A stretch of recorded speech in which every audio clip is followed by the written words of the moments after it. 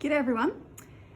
I'm going to have a go at a watercolor painting. This is the picture that I was sent that I'm going to have a go at. And then I just photocopied it in black and white, maybe just to see the tones or something like that. And then I've got a piece of A3 paper. It's a 300 GSM Canson paper, I think, which isn't my favorite paper, but that's fine. Now I don't have my watercolors with me, so I'm going to use a fine artist gouache, and I've got 12 colors there. I really like the gouache. It's such a vibrant sort of color set, so I'm going to have a play at using those, but as watercolors. Now this is my large project. Now I have no idea whether this is going to work out or not, and I'm not, oh actually it's the wrong side. I put it that way so it could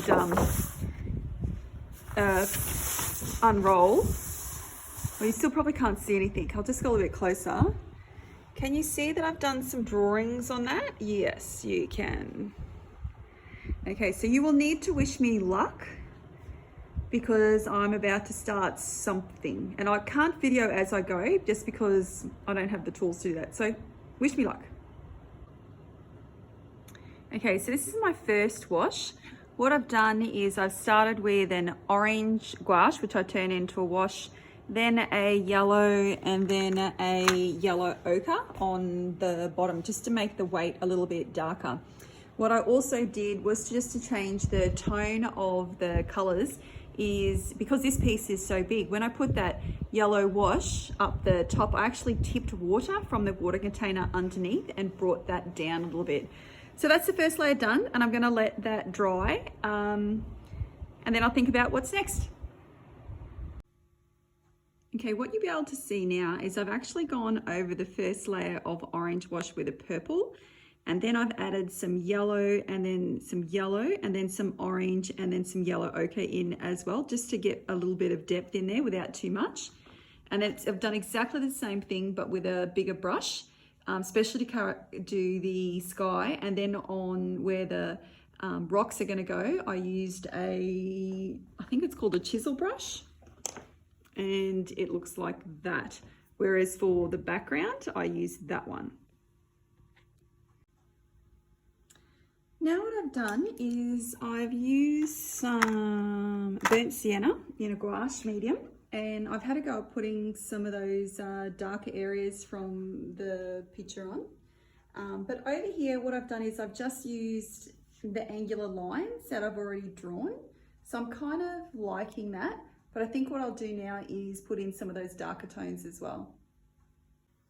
So here I've got some of that brown, and I've really started to put in some of those darker tones. Now here I've done the same sort of thing, or it's a bit, the light's coming in the window.